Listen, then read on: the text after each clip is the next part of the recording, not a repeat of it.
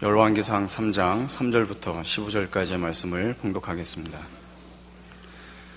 솔로몬이 여호와를 사랑하고 그의 아버지 다윗의 법도를 행하였으나 산당에서 제사하며 분향하더라. 이에 왕이 제사하러 기브온으로 가니 거기는 산당이 큼이라. 솔로몬이 그 제단에 1천 번제를 드렸더니 기브온에서 밤에 여호와께서 솔로몬의 꿈에 나타나시니라. 하나님이 이르시되 내가 네게 무엇을 줄꼬 너는 구하라. 솔로몬이 이르되 주의 종 내 아버지 다윗이 성실과 공의와 정직한 마음으로 주와 함께 주 앞에서 행함으로 주께서 그에게 큰 은혜를 베푸셨고 주께서 또 그를 위하여 이 큰 은혜를 항상 주사 오늘과 같이 그의 자리에 앉을 아들을 그에게 주셨나이다. 나의 하나님 여호와여, 주께서 종으로 종의 아버지 다윗을 대신하여 왕이 되게 하셨사오나 종은 작은 아이라 주입할 줄을 알지 못하고 주께서 택하신 백성 가운데 있나이다. 그들은 큰 백성이라 수요가 많아서 셀 수도 없고 기록할 수도 없사오니 누가 주의 이 많은 백성을 재판할 수 있사오리이까. 듣는 마음을 종에게 주사 주의 백성을 재판하여 선악을 분별하게 하옵소서. 솔로몬이 이것을 구하매 그 말씀이 주의 마음에 든지라. 이에 하나님이 그에게 이르시되 내가 이것을 구하도다. 자기를 위하여 장수하기를 구하지 아니하며 부도 구하지 아니하며 자기 원수의 생명을 멸하기도 구하지 아니하고 오직 송사를 듣고 분별하는 지혜를 구하였으니 내가 내 말대로 하여 내게 지혜롭고 총명한 마음을 주노니 내 앞에서도 너와 같은 자가 없었거니와 내 뒤에도 너와 같은 자가 일어남이 없으리라. 내가 또 내게 구하지 아니한 부귀와 영광도 내게 주노니 내 평생의 왕들 중에 너와 같은 자가 없을 것이라. 내가 만일 내 아버지 다윗이 행함같이 내 길로 행하며 내 법도와 명령을 지키면 내가 또 내 날을 길게 하리라. 솔로몬이 깨어보니 꿈이더라. 이에 예루살렘에 이르러 여호와의 언약궤 앞에 서서 번제와 감사의 제물을 드리고 모든 신하들을 위하여 잔치하였더라. 오늘 본문에서 보는 대로 아마도 솔로몬은 즉위 초기에 이 하나님 앞에 기도하고 이 복된 약속을 받아내는 것 같습니다. 그가 기브온 산당에 가서 1천 번제를 드렸다고 되어 있는데 성전이 지어지기 전에 이스라엘 사람들이 하나님 앞에 제사 지내기 편하게 여러 지역에 높은 언덕이나 산에 이 제단을 지어서 하나님 앞에 제사를 지내곤 했습니다. 나중에 이것이 이제 우상 숭배의 온상이 되어서 성경에서 크게 꾸짖는 문제가 됩니다만 아직은 그러기 전인 것으로 보입니다. 아마 4절에 있는 바와 같이 산당이 커서 아직 성전이 지어지지 않았고 성막에서 지내기는 부족했던 어떤 큰 제사를 솔로몬이 지낸 것으로 보입니다. 수량적으로 1,000개인지 횟수로 1,000번인지는 확실치 않지만 정성과 열심을 기울였다 하는 건 우리가 알 수 있습니다. 그래서 하나님께서 그에게 나타나서 5절에 보시는 바와 같이 여호와께서 솔로몬의 꿈에 나타나시니라. 하나님이 이르시되 내가 네게 무엇을 줄꼬. 이렇게 한 것은 느닷없이 나타나신 것이 아니라 솔로몬의 기도에 지금 응답하고 계시는 것을 나타냅니다. 그러자 이제 솔로몬이 지혜를 구합니다. 우리 지금 개정개역 보는 데서는 듣는 마음이라고 9절에 번역되어 있는데 이것은 직역한 것입니다. 의역하면 지혜라 해서 그 뜻이 조금 더 이해하는 데 도움이 될 것입니다. 그리고 그 이어지는 구절들에서는 계속 지혜라고 나오죠. 우리는 이 사건을 솔로몬이 하나님 앞에 하나님이 기뻐하시는 기도를 올렸고 하나님이 그의 기쁘게 그리고 넉넉하게 응답하셨다라고 이해할 수 있습니다. 그러나 이 문제는 하나님이 기뻐하시는 기도를 드렸더니 하나님이 어떻게 넉넉히 주셨는가 하는 단순한 기도와 응답에 머무르지 않고 사실은 상당히 깊은 역사적 배경을 가지고 있고 그래서 우리가 예상하는 것보다 더 많은 교훈을 함축하고 있습니다. 전에도 말씀드렸다시피 이 열왕기서는 그 1차 독자들, 제1차적인 대상이 이스라엘의 패망으로 인하여 난민이 되어 여러 나라로 흩어진 사람들과 또 바벨론의 포로가 된 이스라엘 백성들을 위하여 쓰여진 것입니다. 왜 우리나라가 망했는가? 왜 하나님은 그의 택하신 백성을 또 그의 크신 이름을 둔 성전을 포기하셨는가 하는 데 대하여 설명하기 위하여, 그리고 우리나라는 이걸로 끝인가에 대해서 그렇지 않다라는 하나님의 약속에 더 깊은 소망과 하나님의 이루시는 방법, 그리고 이스라엘 백성의 잘못된 신앙적인 실패들을 지적하기 위하여 기록되고 있습니다. 그런 역사적 배경을 갖고 솔로몬의 지금 이 사건을 보면, 솔로몬이 하나님 앞에 구하고 하나님이 그를 축복하사 전무후무한 부귀와 영화를 누리는 왕이 되었다라는 이 문제는 이렇게 잘라놓고 보면 단순한, 그리고 우리에게도 사실은 신앙적으로 많은 도전을 주는 내용일 수 있지만, 패망한 이스라엘 백성 쪽에서 보자면 솔로몬의 영광이 무슨 가치가 있는가라는 질문이 금방 생길 수밖에 없습니다. 솔로몬이 전무후무해서 이런 생각이 드는 것이 당연합니다. 하나님이 솔로몬을 축복하셨다고? 망하게 하려고? 이런 질문이 금방 이어나오죠. 그의 기도가 진실하고 하나님이 기뻐하시고, 그래서 하나님이 거기에 보상하시고, 그래서 역사상 유례가 없는 영광된 왕권과 이스라엘 백성을 허락하셨다. 그래도 망한 지금 시점에서 돌아보면 그건 다 부질없는 것이 되고 맙니다. 여기에 오늘 이 사건을 우리가 성경이 뭘 말하려고 이렇게 또는 이 내용을 남겼는지 찾아야 할 이유가 있습니다.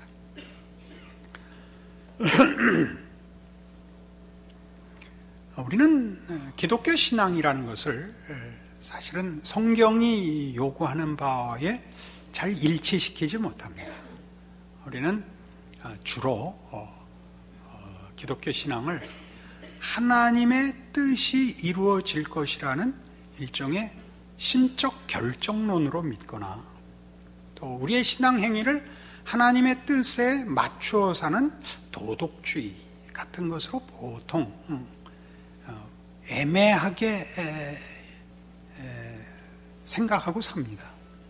그래서 실제로 성경이 얘기하는 하나님, 하나님의 일하심과 하나님의 백성이 된다는 의미에 대해서 우리는 조금 거리를 갖고 있습니다. 여기서 거리를 갖는다는 건 그래서 실생활 속에 신앙이라는 것을 잘 누리지 못한다, 그런 뜻입니다. 제가 어느 책에서 본 이 문제에 관한 아주 적절한 표현이 있어서 적어왔습니다. 제가 읽겠습니다.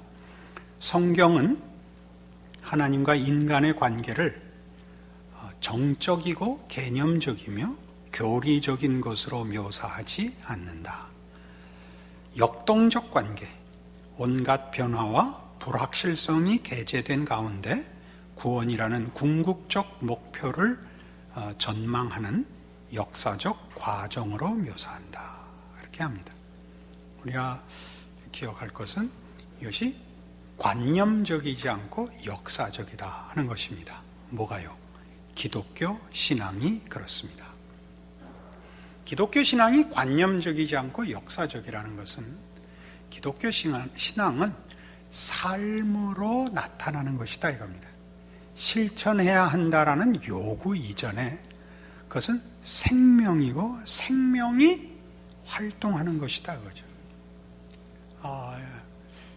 그런 면에서는 굉장히 실존적입니다. 실존이란 말이 많은 부정적인 의미를 갖고 있는 것을 압니다마는 이 관념도 아니며 실증도 아닙니다.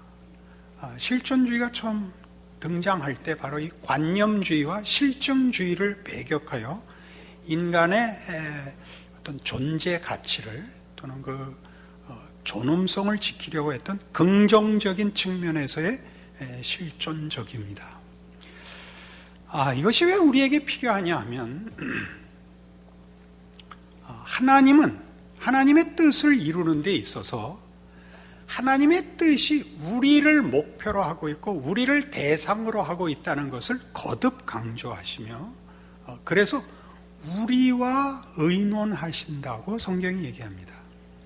우리와 의논한다는 것은 목표를 의논한다든가 방법을 의논한다라는 차원이 아니라 하나님이 우리에게 가지는 뜻을 우리를 목표와 대상으로 하고 있기 때문에 우리를 설득하신다는 뜻입니다. 그리고 이 설득에서는 하나님은 억압적이지 않고 기계적이지 않으시다는 뜻입니다.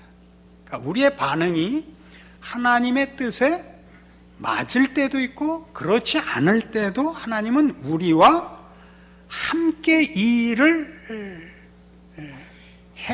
해 나가신다는 뜻에서 역사적이며 우리와의 관계를 우선시한다는 뜻입니다. 그런 면에서 하나님은 성경에 인격적으로 찾아오시는 분으로 언제나 강조됩니다. 인격적으로 찾아오신다는 걸 잊지 마십시오. 수단과 방법과 능력과 개념으로 찾아오시지 않고 실제로 우리의 삶 속에 찾아오십니다. 그래서 성경은 하나님을 진노하시는 하나님이라는 표현을 씁니다. 후회하신다는 표현도 쓰고 질투하시는 하나님이라는 표현을 쓸 수 있는 것입니다. 이 문제에 대한 또 하나의 인용을 제가 읽어드리겠습니다. 진노하시지 않는 하나님은 동정하시지도 않는 하나님이다. 그러한 하나님은 단순히 완전성의 개념에 지나지 않으며 구원하시고 고통당하시며 말씀하시는 하나님이 될 수가 없다. 우리는 하나님이 이렇게 구름 저 위에서 이렇게 내려다보시며 잘하면 상 주시고 못하면 벌하시고 잘할 때 격려하시고 잘못 갈 때 와서 경고하시고 하는 정도로 일종의 방관자고 심판자로 생각하기 쉽습니다. 그래서 하나님은 우리에게 원칙을 부여하시고 명령하시며 안내자를 보내실 수는 있어도 이렇게 우리 각 영혼의 인격에 직접 개입하신다는 개념은 굉장히 약합니다. 그러나 바로 성경은 이 사실을 우리에게 증언합니다. 성경의 기록은 여러 가지 문학의 형태를 띠고 있습니다. 예를 들면 지혜서, 시가서 같은 것이 있습니다. 그러나 제일 많은 부분을 차지하는 성경 기록의 문학 형태는 역사서입니다. 구약의 기록이 대부분이 다 이스라엘의 역사고 신약도 보면 예수 그리스도의 생애와 그리고 초대 교회들의 그 당시의 모습들입니다. 대부분이 역사라는 문학 형태를 취하고 있습니다. 왜냐하면 하나님은 목적하시고 약속하신 것을 이루기 위하여 지금 일하시는 분이기 때문입니다. 우리는 이 사실을 성경 어디서나 보는데 대표적인 예로 모세를 부르시는 하나님을 보시면 우리가 사실 깜짝 놀랍니다. 하나님은 모세를 불러 이제 애굽에 포로된 이스라엘 백성을 구원하시려고 합니다. 너는 가서 내 백성을 구원하라. 바로에게 내 백성을 놓으라 하라. 모세는 여러 가지 이유로 머뭇거립니다. 하나님이 누구십니까? 이름이 무엇입니까? 백성들이 믿지 않을 것입니다. 맨 나중에 한 마지막 변명을 기억하시죠? 보낼 만한 사람을 보내시옵소서. 그래서 거기 여러분 자주 놓쳤을 것이라고 생각되는 뜻밖의 표현이 나옵니다. 하나님께서 모세를 향하여 노를 바라시니라. 조금 전에 읽어드린 말씀이시죠. 진노하시지 않는 하나님은 동정하시지도 않는 하나님입니다. 하나님이 감정으로 개입한다는 것은 하나님이 우리와의 관계를 얼마나 풍성하게, 우리가 생각할 수 없는 넓이와 깊이로 관계하시는가를 가르치는 것입니다. 하나님은 정하시고 명령하시고 심판하시는 하나님 정도가 아니고, 개입하여 밀고 땡기고 분노하시고 경책하시고 후회하시고 돌이키시고 참으시고 용서하시는 하나님입니다. 이것이 왜 중요하냐? 그래서 기도가 허락되기 때문입니다. 솔로몬의 기도가 갖는 위력은 하나님이 솔로몬의 기도에 적극적으로 응답하셨다는 데 있습니다. 솔로몬은 나중에 실패합니다. 그는 많은 후궁을 두고 외교적 차원에서 다른 주변 국가들의 공주들을 후궁으로 취하는 바람에 우상이 따라 들어옵니다. 그래서 사실은 솔로몬은 이스라엘의 영광과 권세를 가장 잘 드러낸 왕이자 동시에 이스라엘의 패망의 가장 근원적인 이유를 제공한 왕이기도 합니다. 우리가 서두에 확인했던 바와 같이 하나님께서 솔로몬의 기도에 응답하여 그를 이 선택한 하나님의 백성의 왕으로 세웠으면 하나님이 허락하시고 세우신 나라를 끝까지 책임져야 되지 않는가 라는 물음이 그 포로된 백성들, 패망한 나라의 난민으로서 당연히 의문으로 제기될 것 아닙니까? 그러나 성경이 얘기하는 바는 하나님의 한 번의 결정으로, 한 번의 우리의 반응으로 우리의 운명을 영원히 결정하시지 않는다는 것입니다. 믿을 것이 없다는 차원에서 이 얘기가 아닙니다. 하나님은 우리의 잘한 것에 복 주시며 우리의 잘못한 것을 경책하십니다. 왜 그렇게 하죠? 궁극적인 승리를 위하여 그렇게 하십니다. 솔로몬의 실패를 하나님이 아셨을까요? 그것은 성경이 하려는 얘기가 아닙니다.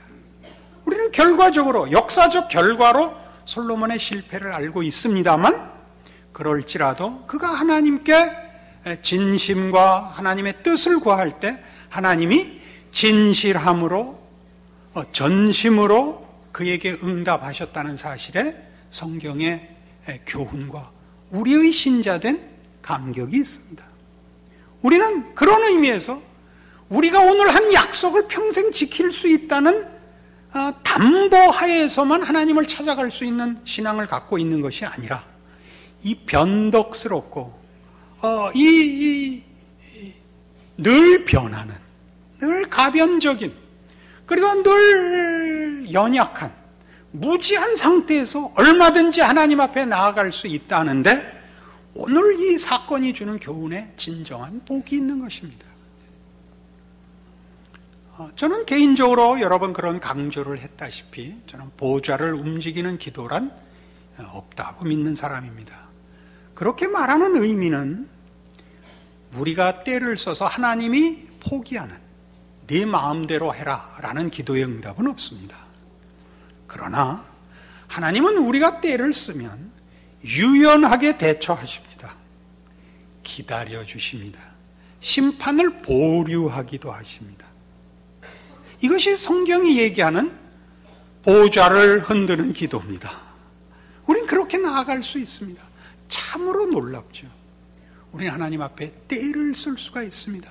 무엇을 근거로 하죠? 요한복음 1장을 근거로 합니다.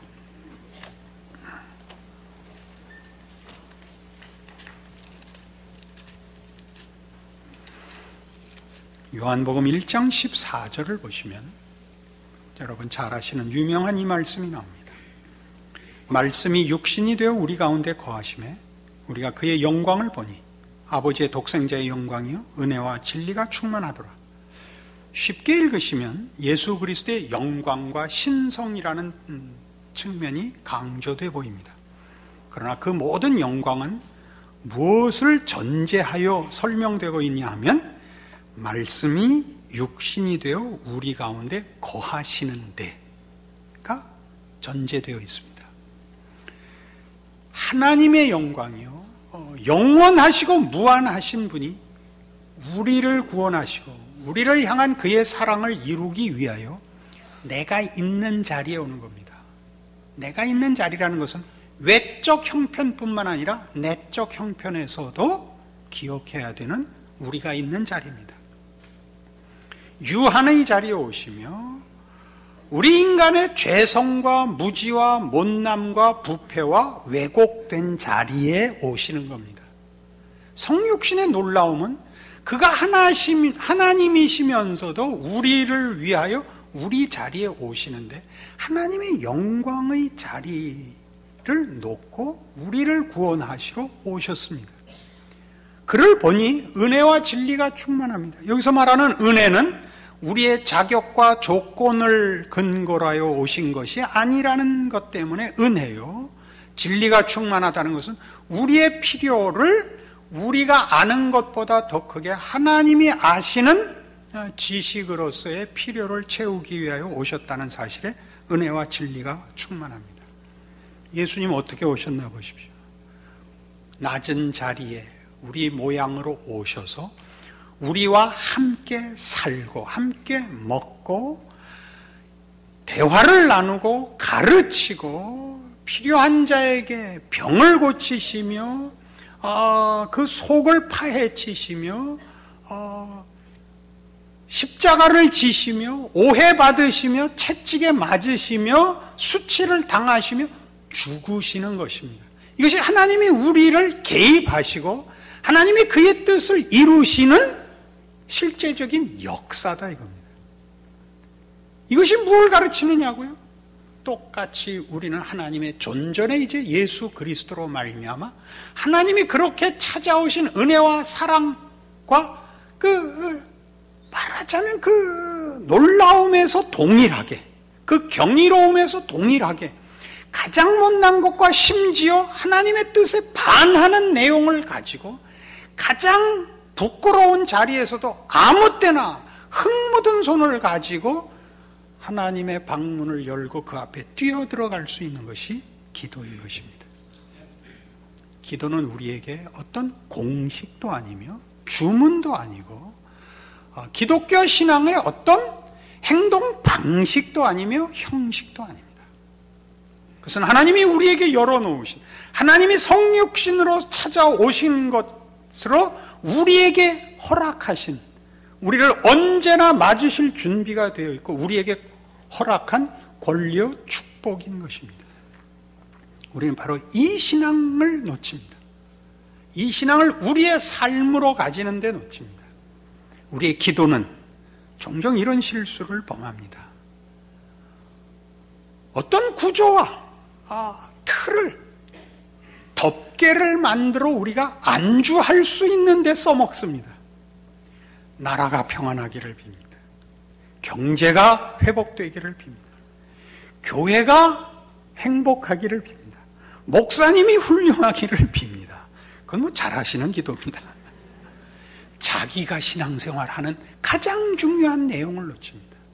여러분 보고 신앙의 어떤 규범을 지키고 신앙적인 책임을 지키라는 것이 아닙니다. 특권을 놓치고 있는 겁니다. 하나님과 씨름할 수 있다는 것을 놓치지 마십시오.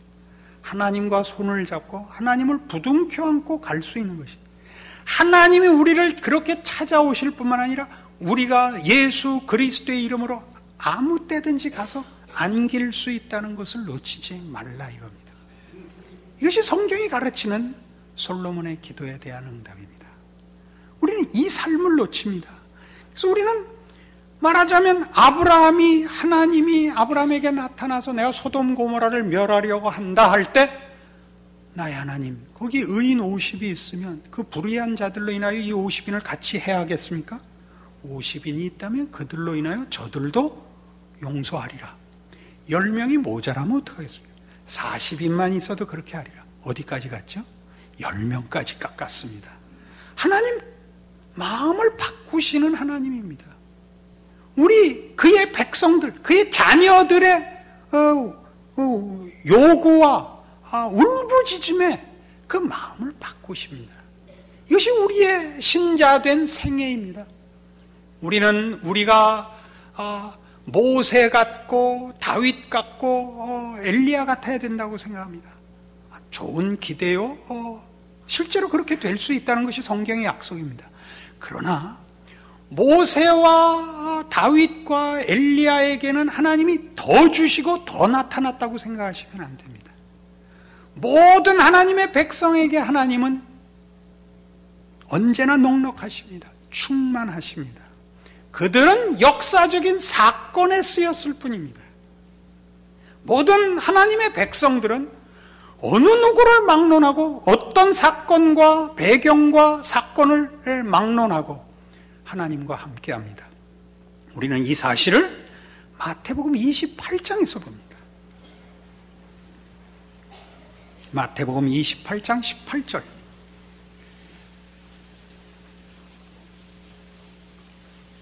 예수께서 나와 말씀하여 이르시되 하늘과 땅의 모든 권세를 내게 주셨으니 그러므로 너희는 가서 모든 민족을 제자로 삼아 아버지와 아들과 성령의 이름으로 세례를 베풀고 내가 너희에게 분부한 모든 것을 가르쳐 지키게 하라. 볼지어다 내가 세상 끝날까지 너희와 항상 함께 있으리라 하시니라. 우리는 이 내용의 중요한 부분을 압니다. 가라, 제자를 삼으라. 우리 잘 알고 있습니다. 이것은 기본적으로 구원이 이제 이스라엘 민족에 한정되지 않는다는 선언입니다. 구원은 모든 인류에게, 전 세계에 허락되었습니다. 더 중요한 것은 가르쳐 지키는 이 문제, 가는 자, 가르치는 자에게만 약속되지 않고 모든 하나님의 백성들에게 허락된 이 약속입니다. 내가 세상 끝날까지 너희와 항상 함께 있으리랍니다. 성육신 하신 예수 그리스도의 은혜와 사랑과 열심이 주께서 다시 오시는 그날까지 모든 성도들에게 그 성육신의 진실하심과 전능하심으로 허락되어 있는 것이 모든 신자들의 실존입니다. 우리는 이 삶을 살도록 부름받고 있습니다. 여기에 우리의 자랑이 있습니다. 여러분, 이 나라를 위하여 기도하고 이 시대를 위하여 기도해야 되는 것 우리의 사명입니다.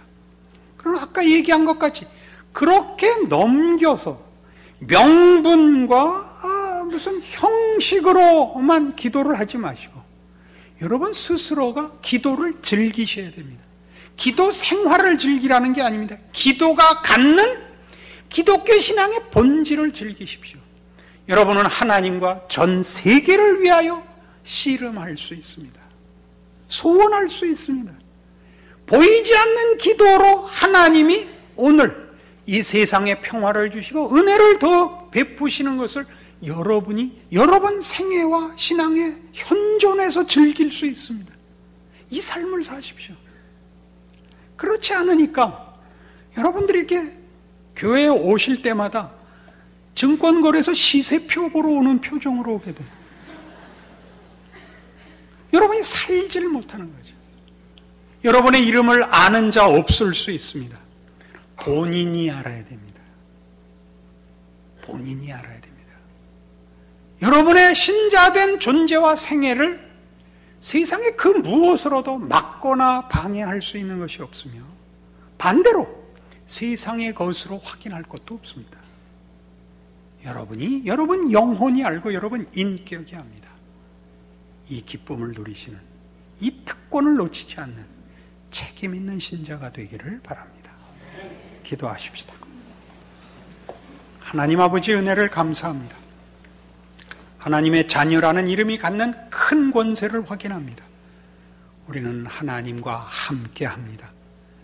우리의 작고 못나고 부족하고 유한함에도 불구하고 무한하시고 영원하시고 거룩하시고 전능하신 하나님과 함께 살게 되어 있습니다.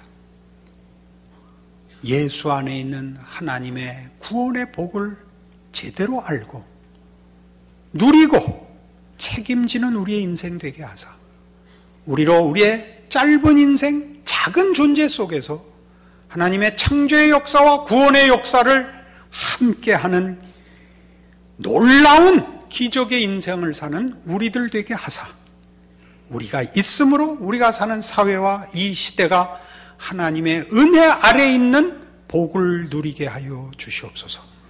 예수님 이름으로 기도합니다. 아멘.